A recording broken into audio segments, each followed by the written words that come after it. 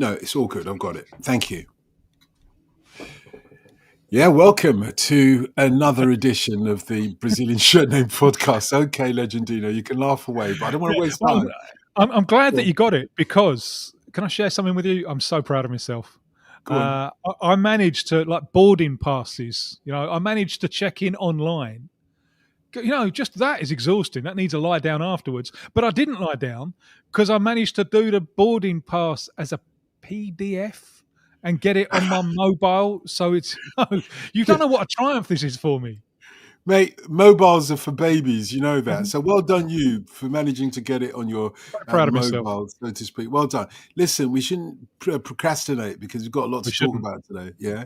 As you know, we're talking about football shirts and the power of football shirts economically, politically, and otherwise. And we've got a brilliant journalist with us, Joey Durso, who's just written a book on football shirts, Joey, which will please those in claret and blue in the Midlands, won't it? Because, let's face it, I knew it. You couldn't resist. We've let you in on a secret. Yeah, it's all about I don't think it's not a secret. The book's not all about Aston Villa. I have to in the intro, but the book's about a lot of places. But yeah, my first shirt and all that, I had to give that a nod.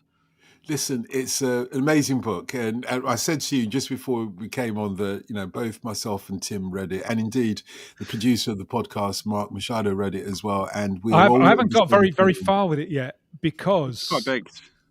I can't read on a screen. I find it difficult to read on a screen. Oh, right. Well, I'll get you. We'll sort you out, Tim. Because what I want to do... Are you in... What country are you in? Brazil, well, right now? I'll be in London next week, if that simplifies matters. We'll sort you out. Yeah. What I want to do with a book, I want to get a pen and underline and write questions and debate with the book. And this seems to me to be a book that you really, really need to do that with. First, can you explain the mother idea, if you like, behind the book? So it's more than a shirt, how football shirts explain global politics, money and power. And the kind of shtick is that you can explain pretty much anything in the world, big political topics, through football shirts. And I mean, there are some that are probably pretty obvious, like the Middle East and, Newcastle United and Saudi Arabia or Paris Saint-Germain and Qatar, but also some more kind of obscure things. I mean, one that actually I wrote about in Brazil was Corinthians, who had a purple shirt, which was about women and the sort of colour of feminism in Brazil. And I just learned from speaking to people that crowds in Brazil are much more gender balanced than they are in England and in Europe. And that purple shirt tells part of that story. And just loads of different things, from organised crime in Colombia. I went there. I spoke to loads of people in Medellin, in America, and the sort of football boom and how that tells a story of not just of soccer, football in America, but the American economy and much bigger things. I mean, China's kind of retreat from the world stage since COVID can be told through football shirts, West Bromwich Albion, but also the shirt of Guangzhou Evergrande, which at one point employed Fabio Cannavaro and Marcello Lippi, but is now, the Chinese property market has just blown up or imploded and is a national embarrassment, and Xi Jinping is now desperately trying to distance himself from football. So all these stories around the world, migration I talk about on the French national shirt. I think the first one is Gasprom, which I found really interesting because I think not a lot has been written about it. But it was so well done. This was so well done. I mean, you said the obvious ones. This is one of the obvious ones that was not obvious in plain sight. Unless you've got to know the history. And let me just say one quick thing, and then I'll hand it over to you, Jack. I'll tell you what, the thing that's so remarkable about this book is that you are, first and foremost, I would have thought, a journalist, a news journalist, arguably a political journalist, but certainly a news journalist. And you've taken it from a different perspective. You've made links, which I was like gobsmacked about, because we know the story of Shulker. We know the story of Gasprom. We haven't put the two together through a football shirt. And moreover, we haven't explored what was behind the sponsorship of Shulker by Gasprom. And it has so many ramifications in this age of the Ukrainian war. It's the kind of chapter, genuinely, I mean this, that Donald Trump, if he wants to win the Nobel Prize for Peace, should be reading, actually, because this is part of the problem. I'll send him a copy. I think his address is easy to find. Yeah, we'll get him one. Too many long words, Joey boy. That aside, what is it? Someone once said he's one of the few people to have written more books than he's read. But we'll come back to Shulker in a moment. You missed an obvious one. I would have thought, Tim, was the Brazilian shirt, the Brazil national shirt. The yellow one, yeah. I mean, there's just so many, right? You could write another 100. I mean, yeah, the yellow. What does that? Yeah, what does that mean to you? What does that mean to Brazil? A lot. Embarrassment, glory. Well, it's all imploding now with the Trump thing. You know, it's so I don't know quite where we go. But anyway, the American journalist Franklin Foer kind of tried this a few years back with his book, How Soccer Explains the World. Yeah, I've seen that book. What was that a starting point for you? And how do you think that your book differs? Well, I've not read that book, but I've quoted and referenced all sorts of other books, and Standing on the Shoulders of Giants and all that. I mean, David Goldblatt is someone I think is absolutely brilliant, and I've read all his books, and I cited him heavily. I mean, I'm always trying to be big on quoting people and referencing people. I mean, what was the starting point? The starting point is I spent a long time as an investigative football journalist at The Athletic, and in the depths of COVID, watching matches, and I suppose the real genesis was watching matches in COVID, and it was like Burnley against Everton or something that I wasn't that directly invested in, but I was like, why are all these billboards in Chinese? Who are they advertising to? And that led me down this rabbit hole, which is basically that these companies are advertising to Chinese gamblers watching on TV in China. But gambling is illegal in China, very strictly regulated. It's just banned. So these people are sitting in their bedroom in Guangzhou or whatever. They see a billboard at Turf Moor which says, 88 bet whatever, going on their phones, bet on it. Now, the companies aren't in England, they're not in China, they're in somewhere like Vietnam or the Philippines, and it's this complicated trail, and it pretty quickly leads to some pretty unsavory stuff of money laundering, of organised crime, of all sorts of terrible things, really, and people have gone to prison. But basically, this is hiding in plain sight that the Premier League has been advertising companies that have been very directly linked to some of the world's grimmest organised crime. And that got me interested in football shirts in general and sponsors and all these incredible stories told through them. I thought it was your nan that got you into football shirts. My nan, yeah. Well, she bought me. Well, she didn't buy me. So she sold her house. My grandfather died. She sold her house and freed up a bit of money. And I was about 10 at the time. She gave me £100. And it was very much like, this is for you to do what you want to do. You're not going to put it in a building society or whatever, sensible people. This is for you. And I went out to whatever it was, JGB Sports, and bought a full Aston Villa kit. Mm-hmm. And it was Rover was on the front, the car company, which obviously I grew up, a couple of miles down the road from Longbridge factory in the south of Birmingham, which made Rover cars, which, for decades there are still cars made in the West Midlands. So you've got Jaguar, Land Rover, but these are very high-end, expensive cars. The kind of cars you'll see on an ordinary suburban street in England now will overwhelmingly be, Hondas or foreign cars, basically. But until 2005, Rovers were everywhere. And then the company imploded. Pretty simple reason is labour is expensive in the UK. It's cheaper to build cars in Asia, in Eastern Europe. And it wasn't economical to employ people in the UK anymore. Tariffs. Yeah. Yeah, I mean, even more so now. So the story of, and Birmingham's identity to be the centre of the car industry, this manufacturing powerhouse, is encapsulated in that shirt. I mean, I didn't realise this at the time, but that first football shirt of mine, the Rover shirt of 2002, tells this story of British manufacturing decline. What I think is fascinating here is the difference in generations between us, between the two of us up top and you down below, because we grew up in a world where there were no football shirts. Yeah. Where, this is pre, Don Revie and Admiral and 73. And you just didn't have them, and if you could perhaps find a shirt of the for kids, perhaps there were some football shirts because the Manchester United football shirt I remember my older brother having, and I'm sure that we had some Tottenham shirts. They weren't sort of readily available, and they weren't with the players' names at the back. Well, they didn't do that in those days. They weren't like official replicas. They were just like the same. Right. They were just like the same colour, and that'll do. Exactly. That's close enough. I think they're also really poor quality. They'd be like falling apart. Yeah. But the significant thing was that they had the vicar's collar around the neck. That was the most important thing for us. And of course, the colours. You see, claret and blue, everybody was envious of a claret and blue, whether you're a West Ham fan or an Aston Villa fan, all the rest of us. Yeah, you look at that and you think, well, I want one of those as well. That's how innocent we were, and that's how innocent our relationship was with football shirts. And then one day, to my horror, genuinely, I saw some team play with an advertisement across their chest. Yeah, see, that's the world that we grew up in. There was none of this, and the owner of the club was the local butcher or something like that. It was because on football was an industry there where by design it was low profit. So it was low investment, low profit. So it just it didn't attract international capital. So it's such the world that we grew up in is such a different world from the world that you grew up in and the world that you're now investigating. Although I was born in 92, so what, 6 months? I'm 6 months older than the Premier League. And in the first year of the Premier League, there were 13 foreign players in 22 clubs. Yeah. And you think, most squads now would have 13 foreign players in each team.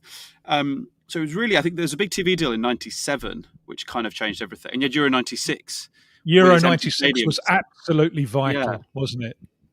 But the semi-final, which was, what was it, Czech Republic against somebody, not a big, I can't remember who it was. Well, I was 4, I don't remember any of it. But it was half empty. Like Anfield, Old Trafford was half empty. Like imagine now if you had an unglamorous match that was a semi-final of the Euros at Old Trafford, it would be completely full. Hospitality, And I was at the European Cup Champions League. I don't know if it had rebranded there. The final in '92. Which was I can't remember if that was the last one or the first one. Yeah, it was Barcelona against Sampdoria, and so this was the biggest thing that had ever happened in the life of Barcelona at Wembley. At Wembley, yeah.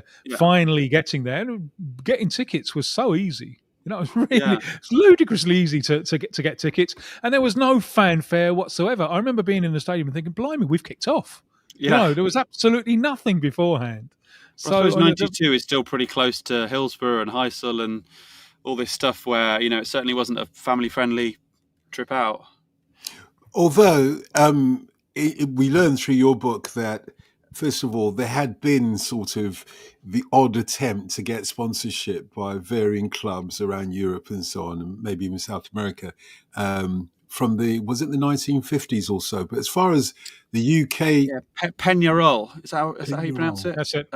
They're the first. But it's sort of... I tried to figure this out and, through a bit of Google Translate. Like, it's basically like lost to the mists of time. Like, someone says that Peñarol had one and there's some dodgy photos, but it's a Chilean club that has the longest running sponsorship ever. Is from Chile. And that was from when? I think from the 70s or 80s. It's the longest running one.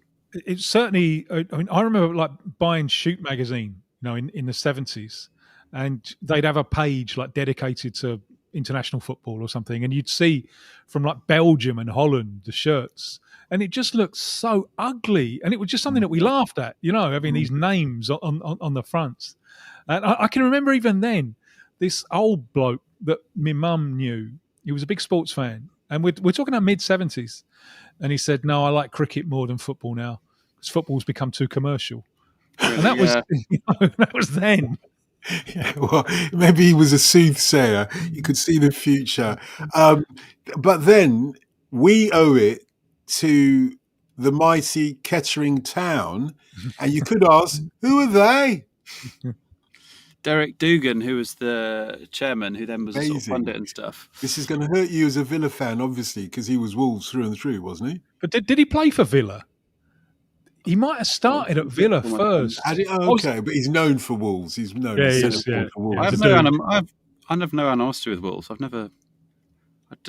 grew up on the other. I just didn't know any Wolves fans, so they're fine by me. Yeah, okay. But Birmingham City are the ones. Yeah, but I've one hater. One. It's always one.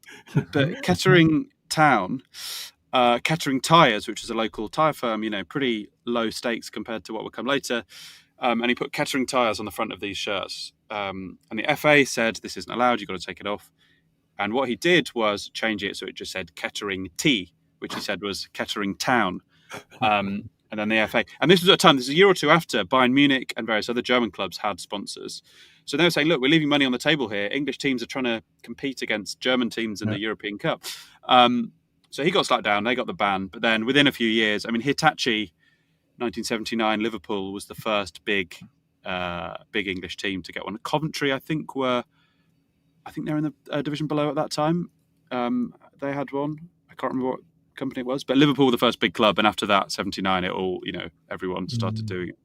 Yeah, and I found it fascinating as well that you talked about the jeopardy of, and I always knew this, even from when I first saw them. Look, you better be careful as to what you put on the front of that shirt, because there's a certain amount of jeopardy, particularly if it's Carlsberg, probably the best lager in the world according to the Danes. And you've got a player called Mo Salah, who's a devout Muslim. But I think it's just as much of a jeopardy with all these. And we'll get back into the way that you've constructed the book, by the way, which is kind of like comparative studies, or at least, one football shirt versus another, chapter by chapter and country by country. But I think there's a greater jeopardy with the gambling, actually. Me and Tim often talk about this. Now you look at the Premier League, if we can focus on that for a minute, and you see gambling companies after gambling companies. Whenever you look at a football shirt, you have no idea what the company is about. It's probably a gambling company, more times than not.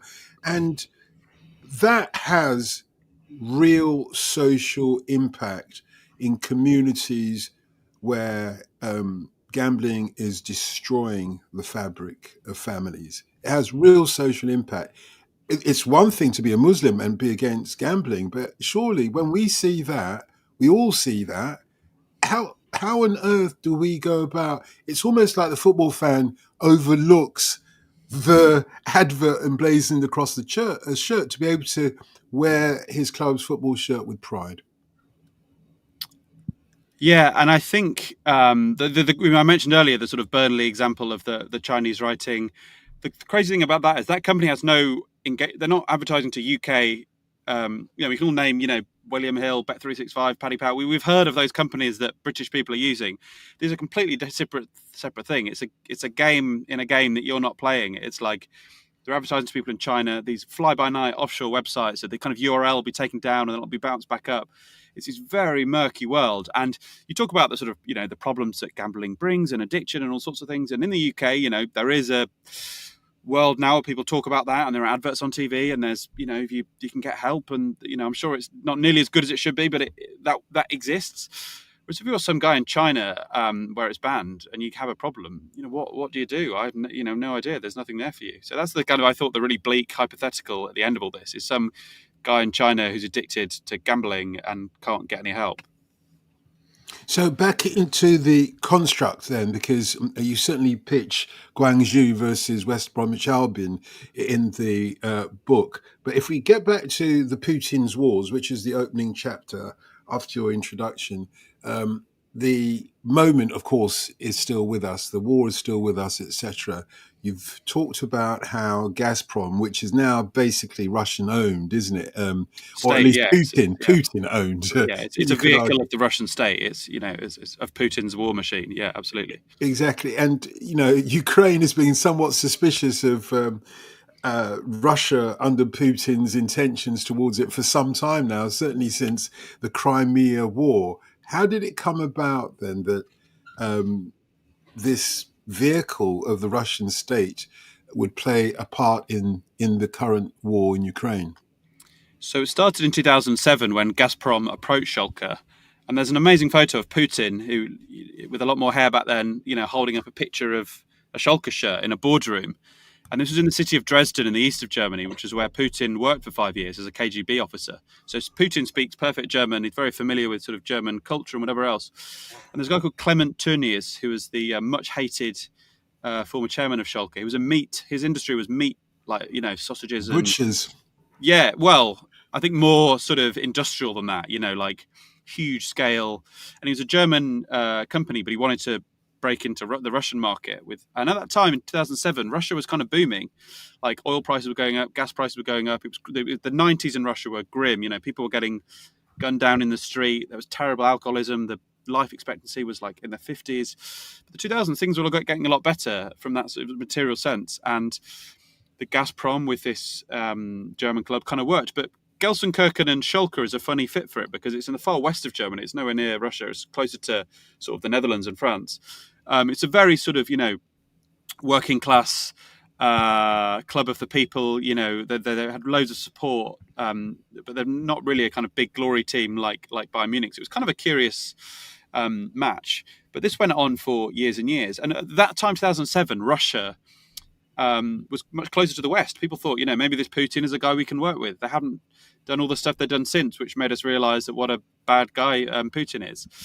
And slowly things changed over time. And a key thing about Gasprom and Shulker was it's not just that they used it as a billboard, it's that Shulker was a vehicle for schmoozing between Gasprom executives and German politicians. The German president went to a game in 2011, lots of really important people. And Russia's big goal was to sell gas to Germany cheaply. Germany needed gas to power its factories, to heat its homes. And Russia had lots of gas. And slowly that used to be transferred on pipelines or sort of on the backs of lorries through Eastern Europe. Then they started building this pipeline, which would go directly from the sort of very western tip of Russia to Germany and would cut out Eastern Europe entirely. And people in Poland and Ukraine were suspicious of this because they thought, what about us? And that gradually became true, right? And a big criticism of Angela Merkel now is that she cozied up to Putin, and 2014, Russia invaded Crimea and nothing much really happened. And I think a large part of that is due to those close links between not just Germany, but Germany and Russia. And Shulker and the shirt just tells this story very, very neatly, I think. And of course, the UEFA Champions League. How is this possible in Germany with the 50+1 thing? Because English football is a whore, isn't it? Yeah. But you wouldn't expect that from Germany when you've got that fan power driving the values that the club stands for and who the club represents. Yeah, so this wasn't an ownership thing, right? It's not like Abramovich owning Chelsea or Abu Dhabi owning Man City. It's a sponsorship deal. It's worth about 20 million euros a year, I think, which is a hell of a lot for Shulker at that time, but not, it's not going to make you buy all the best players in Europe and win everything. It's just a very healthy boost to your coffers. It's not a complete game changer when you're competing against Bayern Munich. You're right. Germany has this incredibly powerful fan culture, and which is why I think it got binned so quickly when Putin invaded the whole of Ukraine. But I think people kind of thought it was a bit grubby. But remember that Russia was seen as very different. I think until almost the day before the invasion, it's easy to look back in hindsight. I think people thought Putin was bad, and but that invasion was such a line in the sand, and everything changed after that. To be fair to the Schalke fans, though, Tim, they kind of invoke their 50+1 because Joe tells us that many of them sort of taped over the Gasprom logo on their shirts, which I thought was a really powerful way of showing your opposition. Yeah, you'll see that now if you go to a Schalke game. You'll see, because also I don't know how I'd feel about that. I was a Schalke fan for 14 years of this club's history, 15 years, including the time when they won the German Cup, got to the Champions League semi-finals, lost on the last day of the season. I think 2007, a real heartbreak. They lost at home and Bayern Munich won the league. But imagine how much memories of friends and family and traveling around with you, the completely life-defining moments in your life. And are you going to look back and say, it's the same with Newcastle fans and winning the League Cup? It's quite hard to say to people you shouldn't be happy about that, even though there's some pretty dodgy political undercurrents there. So they didn't want to. A lot of people just wear the Gasprom. A lot of people wear it with a blue sticker. So the fans groups were handing around blue sticker, the same shade as the shirt, so you could cover up Gasprom to wear your Schalke shirt now. There's something here that I think we take for granted, which is, these are, as you mentioned, these are clubs. These are local associations of people clubbing together to form a team that represents a determined, geographical area. And to see these local associations transformed into political footballs of global politics, I think it's an extraordinary story. Just that in itself the fact that this activity, football, can be so powerful that it is fought for by the oligarchs of the world. Does this strike you as, because, again, a generational thing? Me and Dotun, we grew up when the local butcher was running the club, and it's just strikes me as extraordinary that in my lifetime all of this has happened. Do you see it in the same way, or is it just something which is natural for you? Well, I suppose it is, in that it's all I can really remember in my, in the last 15, 20 years. But I think one thing I didn't really grasp until properly researching this was how we think, football's this money-making thing. Everyone just wants to make money. Everyone wants to get rich. The players are getting rich. The owners aren't getting rich. The owners are losing loads of money. Roman Abramovich lost £2 billion owning Chelsea. He could have spent that on yachts. He could have invested it into oil businesses. He had no intention of ever making a profit. There's a famous anecdote where an NFL owner he met asked him, like, what's your operating profit? Owner to owner, because the NFL is incredibly profitable. And he was like, what? What do you mean? He's spent £2 billion to get 5 Premier Leagues, 2 Champions Leagues, God knows how many FA Cups and whatever else. Why? I mean, you can't see inside Roman Abramovich's mind, much as that would be a very fascinating place, but he's incredibly famous now. He's the prestige of standing on the turf, holding up a Champions League. He's frankly got a lot of powerful enemies, and if you turn yourself into one of the most famous Russians in the world, does that make you a bit safer than if you're just some anonymous businessman who fall out of windows in Russia? Like, maybe that's a motive. So football actually, the mugs are the fans who are paying tickets and TV subscriptions. Football is basically TV subscriptions go in, player wages go out. That's everything else is kind of detailer on the edges. For all the fuss about ticket prices, they're a small part of the pie for the big clubs. It's TV money and it's player wages. But ultimately, the owners of the biggest clubs, Abu Dhabi and Man City, they spent billions on that. They're never getting a profit. But isn't that goes to the very heart of this conversation, that it's more than a shirt, as it were. It's more than selling shirts. It's more than getting people through the turnstiles, isn't it? And the construct of the book is that you pitch one football shirt against another, in a way. In that opening chapter, Putin's War, you're pitching the shirt, albeit somewhat tempered with the tape across its chest, of FC Schalke with Red Star Belgrade. Where do they come in? What have they done? Well, quite a lot. They're still sponsored by Gasprom, and Serbia is very close to Russia and always has been, sort of culturally, religious. They're Orthodox. Most countries around there are Catholic, but they're Orthodox Christian. Culturally very close. We've got similar flags. I've been to Belgrade, and you see sort of pro-Russian stuff around. Putin went to the Red Star Stadium in 2011, and people were chanting like pro-Russian. And since the war, people do it sort of, you never know, football fans, how much they're trying to get a rise out of people. But Serbian fans are chanting like Rossiya now. So Gazprom lives on in European football. And I was just I remember channel flicking after going to Shulker. And Man City against Red Star Belgrade in the Champions League. And it was a weird one where it was weirdly close because City were already through, so they just rested everyone. But it was, Gazprom, still there. It's still there, but Russia is now, a much smaller part of European football. I suppose Tim, do you want to come in there? No, go on. I suppose the big politics, the big global politics is far and above the sort of cognition of many of us everyday football fans. As much as you read all this, and it is a fascinating whodunit, the way you've done the book, or the way you've written the book. However, it's like, whoa, that's heavy, man. That's big things. Whereas when it comes to the next chapter, where you're talking about criminal connections, then I think we as football fans have to really think about what shirt we're wearing. Mm-hmm. And I remember I did, many of my formative years in Sweden, and I remember Thomas Brolin playing for Parma. I remember the kit very well. In fact, when he went to Leeds, it was pretty much the same kit as far as I could see. and they had some logo across their chest. I can't remember what it was, but I always thought, oh, it's Parma. It's got to be for a cheese or a ham, so I don't need to take notice. Oh my gosh. I was so innocent at the time, but what is the story of Parma? And they're very, very early in contribution to the world of sponsorship. Yeah, so Parma was sponsored by Parmalat. The city of Parma, sponsored by, famous for cheese and ham, Parma cheese, Parmesan cheese, prosciutto ham, all that kind of stuff. Parmalat was a dairy company owned by the Callisti family, I think it is.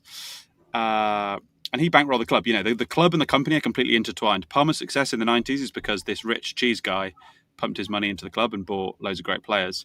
The club was built on a massive fraud. It was basically a financial scam of a completely flagrant, these kind of things. You don't want to bore people with the jargon of corporate bankruptcies, but they just lied about how much money they had to their people who were at the banks.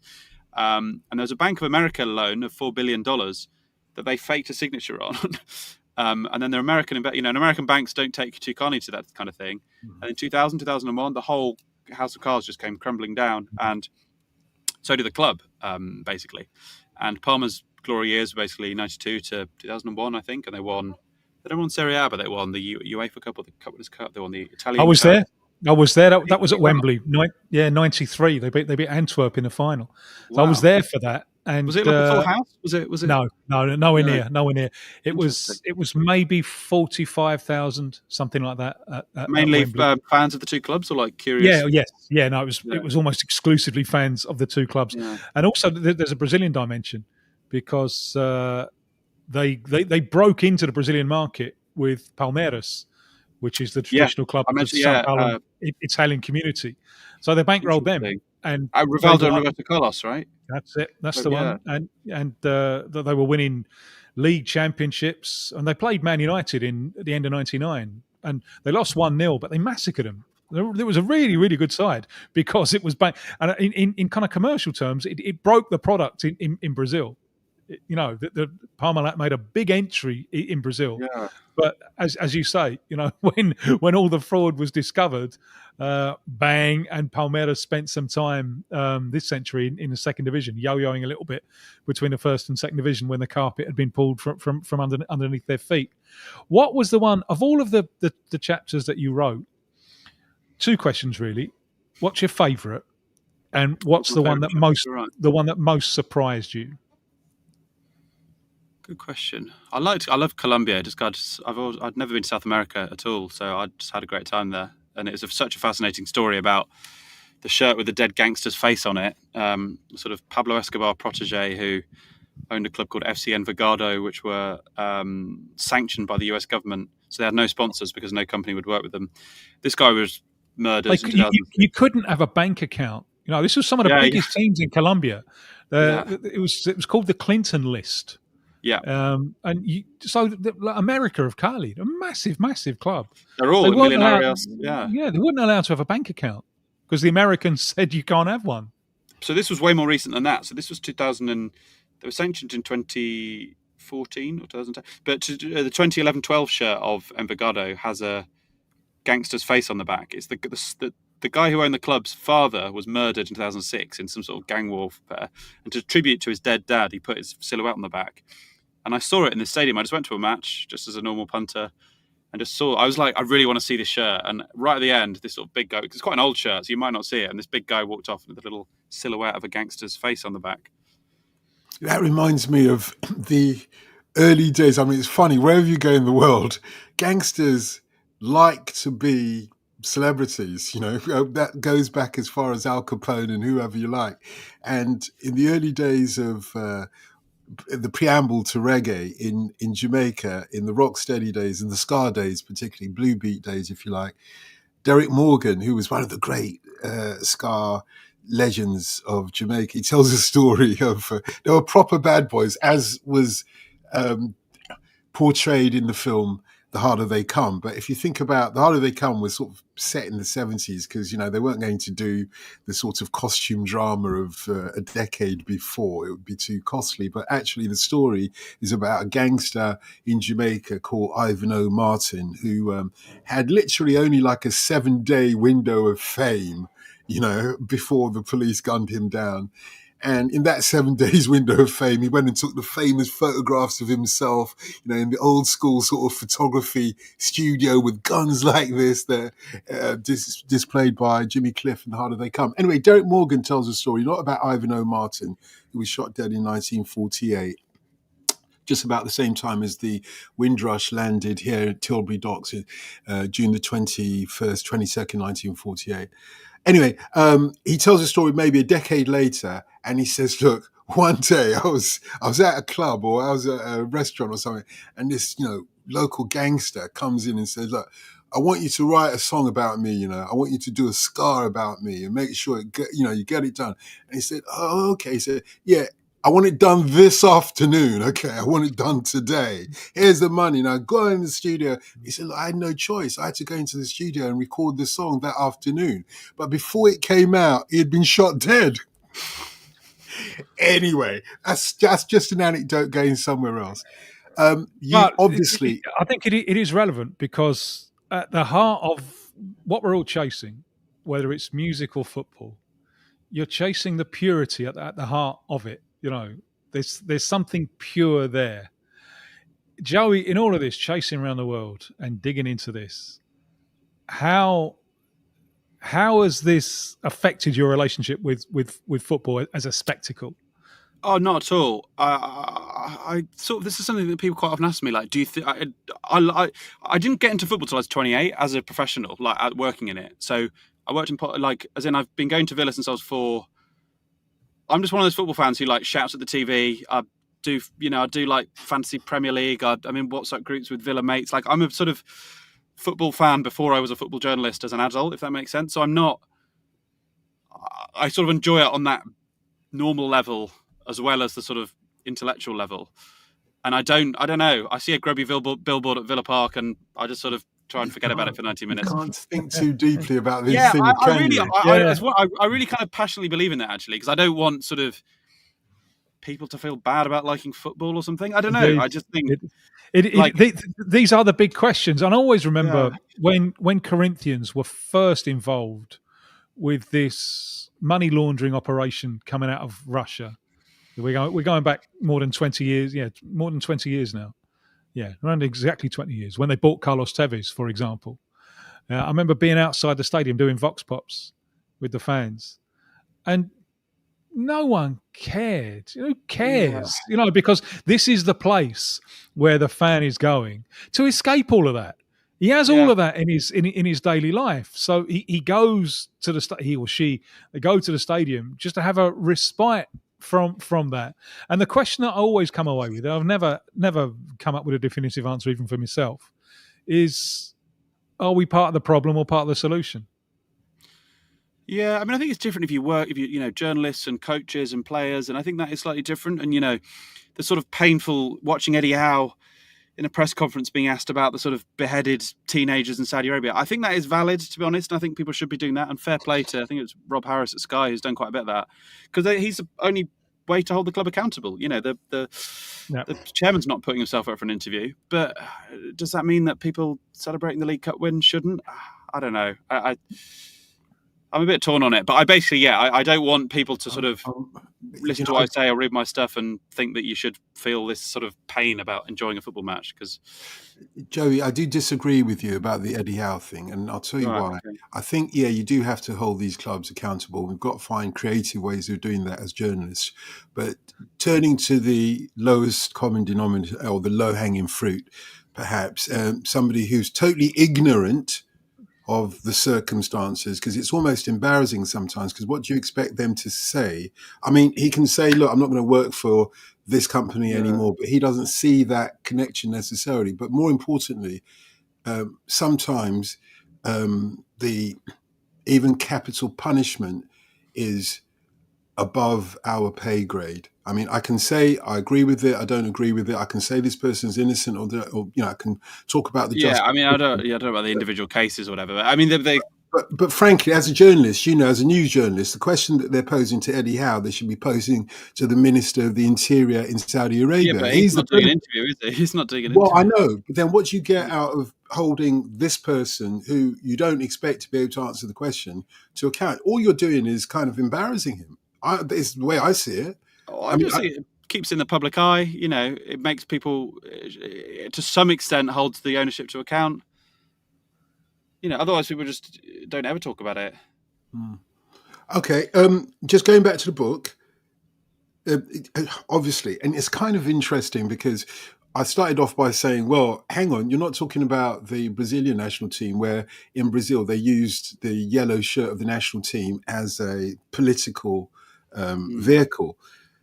And yet, your book is not about the national team's shirts. It's about. I mentioned the French one. I mean, it's only 22, so you could just pick so many, right? Like I talk about the French one, and the story of migration wrapped up in the French blue shirt. But you talk about democracy's limits, for example, and talk about the prisoners of Robben Island's shirts, which is Nelson Mandela, which is the ANC, which is the change from an apartheid South Africa. So even though and this is what football is actually, to be real, it might be domestic clubs, but actually they have a profound impact on. Well, the key question always is who is being represented, and that question now has two answers, doesn't it?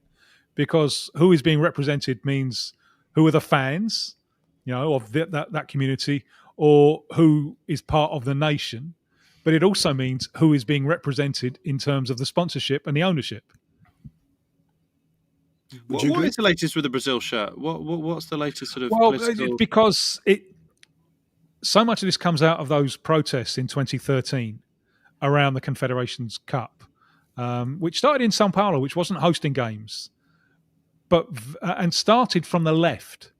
There were protests about pushing for improved and free public transport.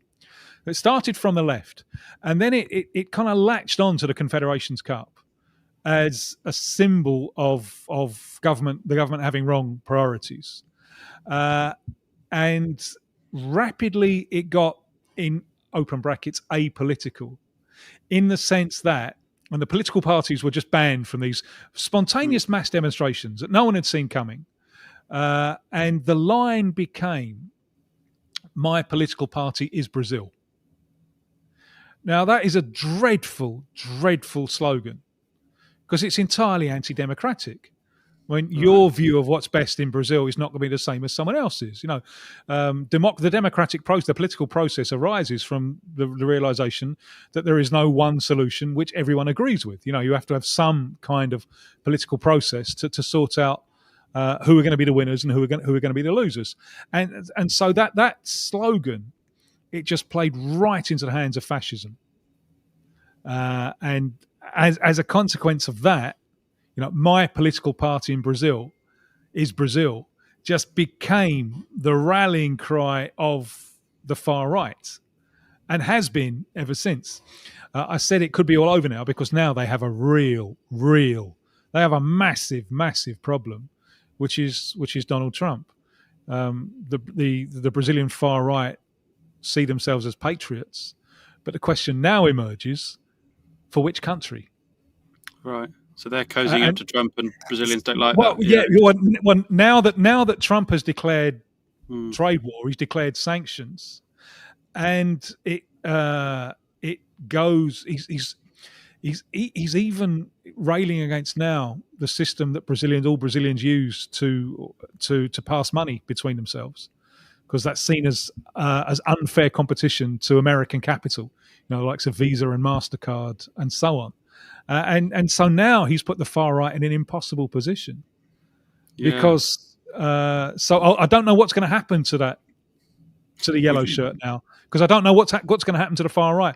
I don't know how. On the right wing are going to continue to be very important, but the far right, open brackets, patriots, close brackets, they are being revealed now as like American stooges, and that makes it difficult, I think, for them to wear the shirt. We've just seen it's coming off topic football a bit, but in Canada and Australia recently, the right wing were expected to win, but then the sort of anti-Trump backlash plunged in the polls. But compared to that, Brazil is already, and potentially the backlash is much, much bigger, because he's seeking to meddle in the legal system, and all kinds of commercial complaints have since come out. So it's getting worse for him, and it's getting worse for the far right, because the far right now, they're keeping very quiet, but they've kind of got a break with him. Because America first, it doesn't work abroad. So I don't know what's going to happen with the yellow shirt.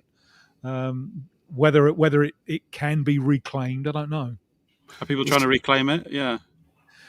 It takes Brazil to win the World Cup or something for it to be truly reclaimed. Yes. Yeah, maybe. I don't know. I don't know what this is. This is the next chapter, and it's going to be very interesting to see it, I think, because all of this is new. All of this has really blown up in the last 10 days or so. Wow. And the far right are still absolutely reeling from it, because at the moment they are looking like patriots of a foreign power, and even some of the military are turning against them. So and right-wing publications are ditching Bolsonaro, and he's in a very tight spot now, I think. Yeah, this ties our conversation up really nicely, because we do have to bring it to an end at some point, Joey. But it really ties it up because, of course, more recently than 10 days ago, over the last weekend, we saw Donald Trump try and take front stage at the Club World Cup final after Chelsea had won, and put himself in the centre of the pictures of the football shirts of Chelsea. Yeah. America maybe wasn't enamored with the blue of Chelsea before this Club World Cup, but now I can see that as being, it's going to do really well in America. And the president has already attached himself to it. It's almost as if I need to be in this picture, even though it's not. He would have preferred it to have been red, white, and blue shirts. But the power of football shirts, let alone the power of the football players and being amongst them when they're celebrating in their glory moments, the power of football shirts can be very easily appropriated. And I'll take it back to your club. Thankfully, I don't think I've seen Prince William in a claret and blue. I had to do it. I don't think I've seen him in a claret and blue. You might want to confirm if he has been seen in that, but we all know that that's his club, or at least he says it is. And crucially, the royal family, when they want to be at the centre of the conversation, they can play it really well. If Prince William wants to come across as a man of the people, we know what he should do, and that is to put on the claret and blue. How would you feel about that? You know what? I was sceptical like 10, 20 years ago when this whole Prince William's a Villa fan thing came out. I think he's the real deal, honestly. If you see him interviewed about it, he completely knows his stuff. Yeah. And I don't know why. Like, it's weird, it's odd. And I was sceptical. David Cameron famously stuck his foot in it when he accidentally, supposedly a Villa fan, and said he was a West Ham fan. So, no time for that. Football shirt. Blame it on the shirt, mate. I think his godfather was the chairman or something in the 80s. Like, there's a sort of, that's the reason. I think Prince William's the real deal. Like, respect to him. If you saw him, I was at the PSG game in Paris in April, not with Prince William, unfortunately, in the cheap seats, but he was giving his punditry to TNT Sports, and he was completely like. There's a guy they mentioned Vitinha, and he was like, "Oh, didn't he was at Wolves, wasn't he?" And you can kind of tell whether it's coached or not. He clearly knows his stuff and cares about it. I respect to him. Whatever you might think about the royal family in general, he's a proper Villa fan. Yeah, well, may he wear the shirt with pride. It's been amazing talking to you. I mean, Joey, I can't tell you how much I've enjoyed reading your book so far. And obviously, it goes without saying that we're urging all our listeners to go and get a copy of this. It's more than a shirt. a subject that everybody can relate to, because honestly, the shirt brings the tears, it brings the pain, it brings the joy. It's more than a shirt. A shirt can't do that, ain't supposed to do that, but it does it, even when it's got some suspect logo across the front of it. I don't like them. I don't like them myself. Tim, you don't like them. Our generation don't like them. Do you guys wear them? Do you guys wear them? Do you? No. What? No, I was going to say, I've passed an age. It's not a great look. You're right. For a gentleman of a certain age, we ought to stay with the classic look. I agree. Yeah, and I do find it fascinating watching clips of the fans from like the 70s or something, and you don't see anyone in replica shirts because you see the scarves. It was scarves. That's all we could afford. In wear your colours, and it was scarves and rosettes. And it wasn't necessarily the scarf of your team. It was in the colours of your team. Yes, it could have been the scarf of any random team that played in red and white. So for me, for Charlton, anyway. If there's one thing that you'd like people to take away from reading your book, what would it be? That every football shirt tells a story. So next time you see one when you're at the park, go on Wikipedia on your phone and find out some crazy story about that football shirt, because there's always one. Or even better still, when you see somebody wearing a football shirt in the park, go up and talk to them and ask them about the story. The story is not about just the kind of global political story. There's so many. With you and your nan, and you using £100 to go and buy a football shirt, and it starts. That's the duality of it, isn't it? Of who is being represented. The community of Joey and his nan, but also the battles of international finance and capital. I always wonder because so many that you go through phases of different industries. It might be betting. For a while, loads of them were fire sector. Finance, insurance, real estate. You're thinking, why are they? Why is an insurance company on the front of a shirt? Tottenham's AIA. It's an Asian insurance company. Yeah, and they had mention at one point, didn't they? Whatever that was. Yeah, whatever that was. What do they get out of it? Where's the return? Finding customers. I mean, as simple as that, really. I mean, a big wave in the 90s was Japanese electronics. So you had Sharp at Man United, JVC, Panasonic at Nottingham Forest, Brother at Man City, NEC at Everton. And that was about the Japanese companies selling consumer electronics to British households, right? If you're a family in Manchester, you might buy a Sharp TV and a Brother printer. So these things do go in waves and cycles. And I wonder what the next one's going to be. Maybe AI.